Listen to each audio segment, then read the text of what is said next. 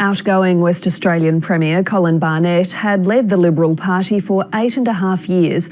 At a time when the Prime Ministership changed 5 times, he was a model of stability. But he'll also be known as the comeback kid, having risen to the top after 2 stints as opposition leader. Almost 27 years in office, Colin Barnett had more political highs and lows than most.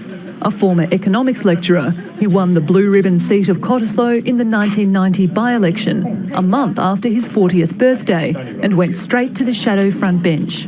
I wasn't a political candidate 6 weeks ago, and now I find myself in the shadow ministry. Mr Barnett made his name as a minister in the Court government, in resources, energy and education. When the government was voted out in 2001, he took the helm as opposition leader, only to step down 4 years later when the Liberals lost again.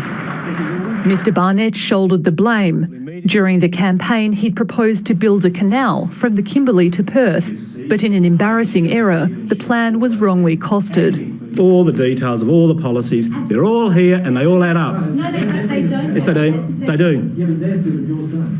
They all add up. In 2008, he was set to retire before party leader Troy Buswell resigned. Mr Barnett was drafted to replace him and a snap election was called, which the Liberals ultimately won, striking a deal with the Nationals to form government. As mining royalties flowed into Treasury coffers, the new Premier embarked on a building spree, with new hospitals, a foreshore development and stadium, as well as big pay rises for public servants. But when the boom receded, it left a gaping hole in the government's budget, with record high debt and deficits and a lost AAA credit rating. 6 months before the election, amid a series of bad polls, Mr Barnett survived a leadership spill motion, but the damage was done. There are a lot of factors out there, but at the end of the day, time was probably the factor. And he led his party to defeat. Emily Peace, ABC News.